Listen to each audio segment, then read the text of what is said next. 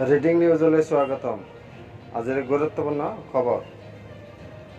পৃথিৱীৰ আটাইতকৈ দীঘল ৰেলপথটো দেখি আচৰিত হ'ব আপুনি। পৃথিৱীৰ আটাইতকৈ দীঘল ৰেলপথৰ যাত্ৰা দেখি আচৰিত হ'ব আপুনি। এই ৰেলপথত যাত্ৰা কৰিব লগা দীঘলীয়া যাত্ৰাটোৱে প্ৰায় অসম্ভৱ যাত্ৰাৰ ফালে আঙুলিয়াই দিয়ে। এই ৰেলেৰে যাওঁতে মুঠ 8 বাৰ টাইম জ'ন সলনি কৰিব লাগিব। ঘূৰিয়ে মুঠ 8 বাৰ সময় সলনি কৰিব। ৯,২৮৮ কিলোমিটাৰ পথ অতিক্ৰম কৰিব লাগিব 7 দিনত। আপুনি এই ৰেলখনত মুঠ 6 ৰাতি আৰু 7 দিন অতিবাহিত কৰিব পাৰে। তেন্তে আপুনি গন্তব্যস্থানত উপনীত হ'ব পাৰে।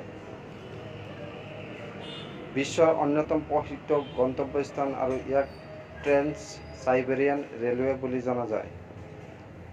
ৰাছিয়াত মস্কোৰ পৰা ৰাছিয়াৰ ৰাজধানী ভ্লাদিভষ্টকলৈ চাইবেৰিয়াৰ ইমূৰৰ পৰা আনটো মূৰলৈ যায়।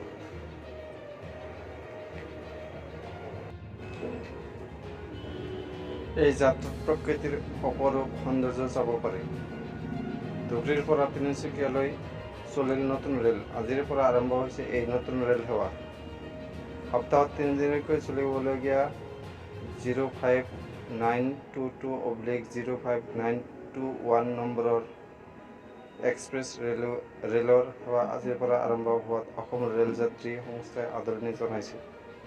এতিয়াৰ পৰা এদিন বাদ দি এদিনৰ মূৰে মূৰে এই সেৱা অব্যাহত থাকিব।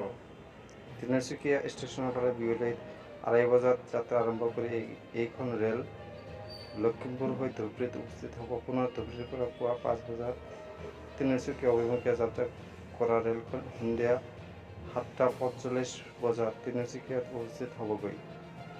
আহি আছে নতুন বন্দে ভাৰত ৰেল। 6 ঘণ্টাত অতিক্ৰম কৰিব 750 কিলোমিটাৰ দূৰত্ব। পশ্চিমবংগই অতি সোনকালে বন্দে ভাৰত এক্সপ্ৰেছৰ আন এটা নতুন পথ লাভ কৰিবলৈ ওলাইছে। বৰ্তমান পশ্চিমবংগত এখন বন্দে ভাৰত এক্সপ্ৰেছ চলি আছে। এই ৰেলখন হাওৰা আৰু নিউ জলপাইগুৰিৰ মাজত চলে।